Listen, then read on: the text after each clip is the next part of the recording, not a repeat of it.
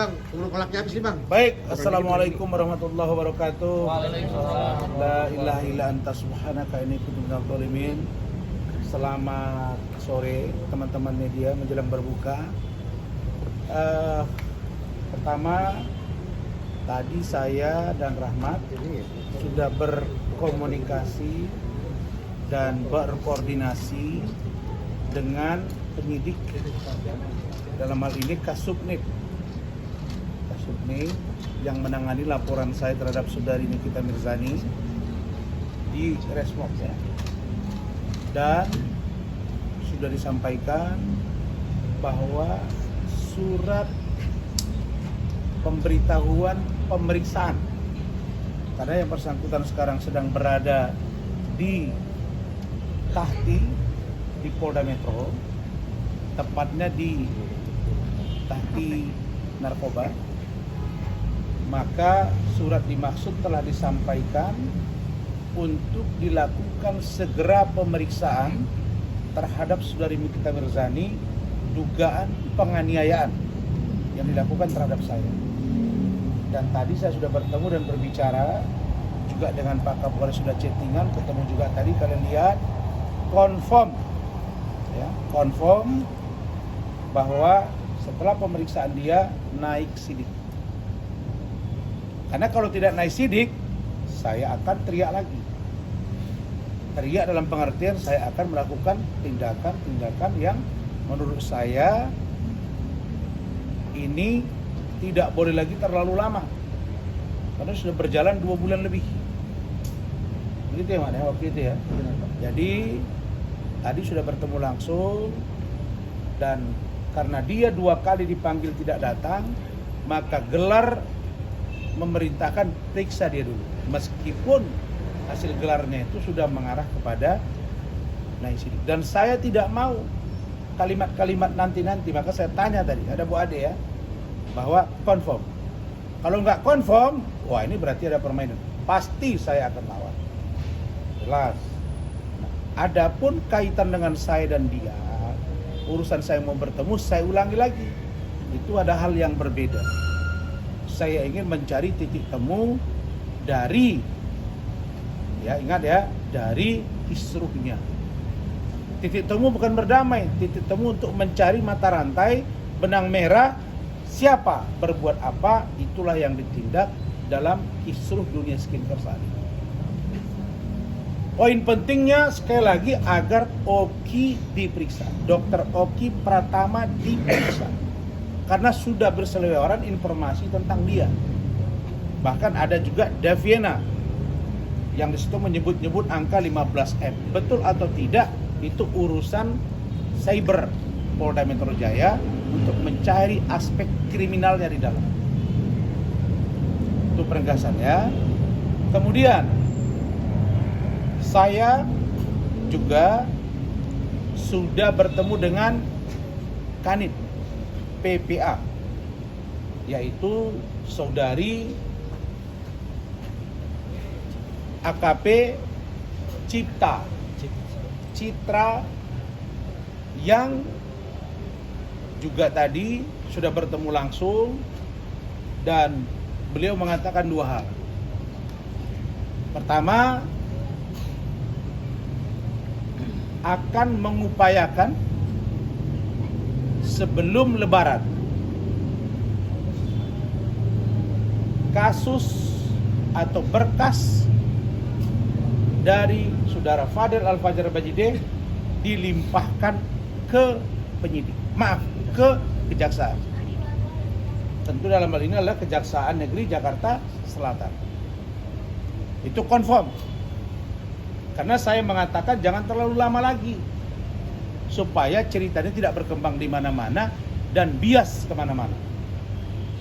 Jadi Kanit mengatakan, Bang, kami akan maksimalkan sebelum Lebaran berkas sudah dikirim.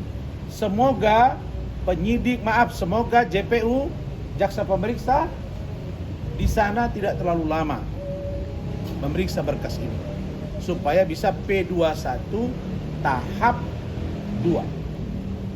Kalau tahap 1 lengkap, baru penyerahan tersangka. Yang ketiga, Kanit mengatakan dalam hal ini AKP Citra bahwa permohonan penangguhan yang kami ajukan itu ya, dan meskipun kami tahu ini sulit untuk dikabulkan karena jurisprudensinya pun susah kita mencarinya, belum ketemu kayaknya. Jadi tadi saya tanya lagi, bagaimana dengan permohonan penangguhan? Dijawab confirm, Pak Kapolres, Kasat, dan pimpinan menolak penangguhan dimaksud. Jadi mereka mengatakan penangguhan tidak dikabulkan, mereka akan concern pada pelimpahan berkas ke kejaksaan. Nah, poin ini perlu saya sampaikan, satu, agar dipercepat. Kalau itu memang tidak ditangguhkan, percepat prosesnya supaya cepat sidangnya. Yang kedua, kasus terkait dengan saya tadi, percepat prosesnya supaya tidak terlalu lama. Yang terakhir, adapun laporan NM terhadap saya dan Bu Ade dan lain-lain, semuanya kita pandang secara equal. Kami pun tidak mau diistimewakan. Silakan. Kalau kami dilaporkan, kami taat hukum. Nah, kita kooperatif. Tapi dia yang tidak kooperatif. 2 kali dipanggil tidak datang, digelar, perintah gelar. Nah, sekarang kan nggak bisa lagi lari. Orang memang dia di sana. Nah, jadi banyak yang bertanya apakah Rasman sudah damai, termasuk penyidik nanya ke saya. Bang, bukannya sudah damai? Siapa yang bilang damai? Tidak ada damai, mungkin cerita Arif itu. Cerita-cerita itu. Barangkali itu dari saya. Ada pertanyaan? Bang, kemarin kan mau jenguk Niki terus harus ACC dari penyidik. Mungkin ada update terbaru nggak? Jenguk Niki kan harus lewat penyidik. Mungkin sudah di ACC belum? Oh iya, hari Senin. Saya hari Senin akan komunikasi dengan penyidik. Mudah-mudahan NM bisa berkomunikasi dengan saya. Demi terangnya peristiwa hukum, saya tidak seperti yang dituduh oleh si pengacara yang pasang ring 3 terus ada penyakit di lever, yang menuduh mengatakan bahwa Ahok kok baru sekarang cuap-cuap. Saya bukan seperti itu. Saya dengan Pak Ahok berteman sekarang. Sejak 2019 kami sudah satu tim ketika kita bergabung di Pak Jokowi Ma'ruf. Oke, dan Pak Jokowi dengan Pak Prabowo sekarang dekat sekali.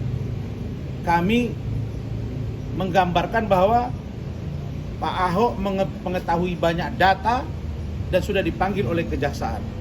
Saya memberitahu nanti kepada Nikita, ini ada ruang yang saya tahu tentang masalah yang menimpa kamu, coba kamu gunakan jalur ini.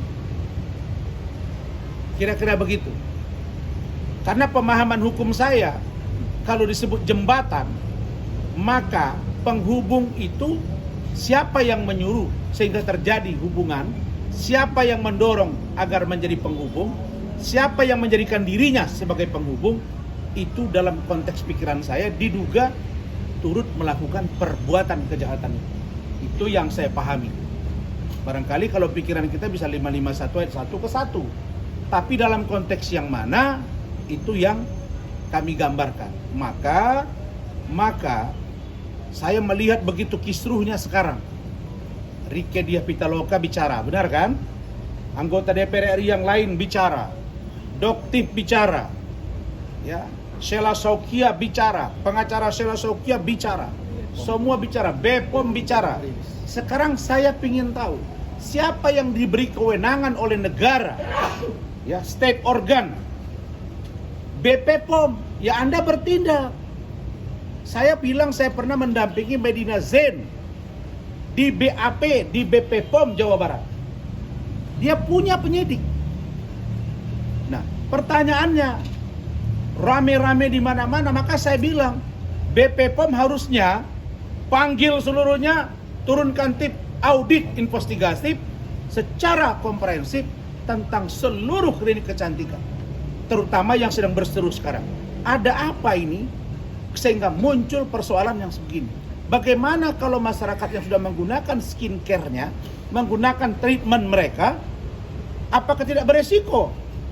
Kalau yang digunakan itu tidak sesuai dengan BP POM. Antara mereka yang saling buka gitu loh. Saya minta Dr. Richard Lee, kalau dia bilang pada waktu saya akan ngomong, ya ngomong. Maka kalau dibiarkan yang bukan punya kewenangan melakukan review, maka akan muncul reviewers berikutnya. Akan ada orang yang mereview berikutnya. Kalau itu dilanggar, maka yang korban rakyat. Dan ada orang yang melampaui kewenangannya, yang sesungguhnya punya kewenangan adalah BP POM.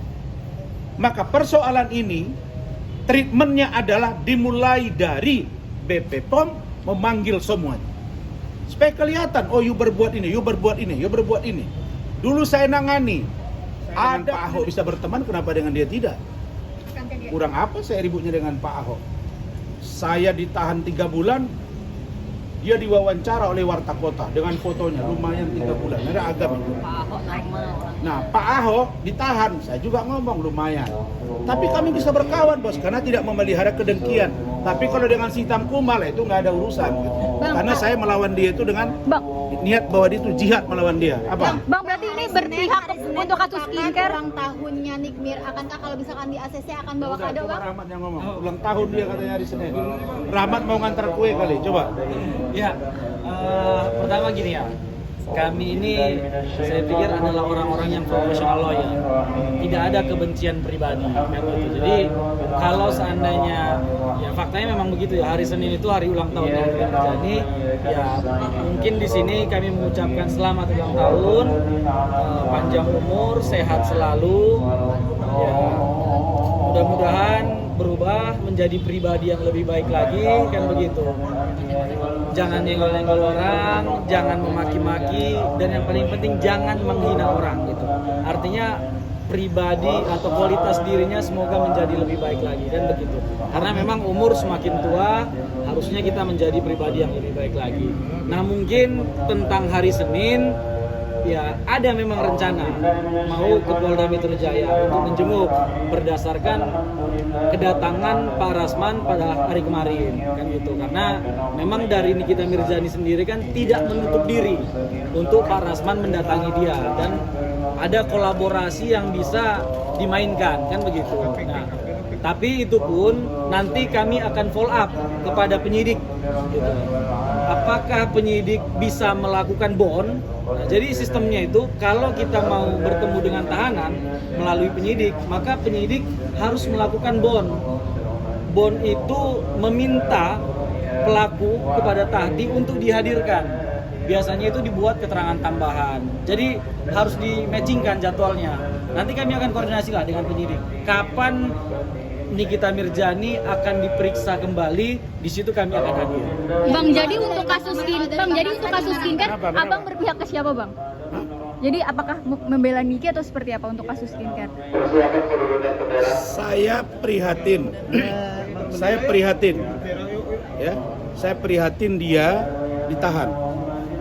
Oke. Saya membela yang mana? Membela agar hukum tegak lurus, menghukum siapa pelaku dari kejahatan dunia skincare yang heboh saat ini. Oke, thank you.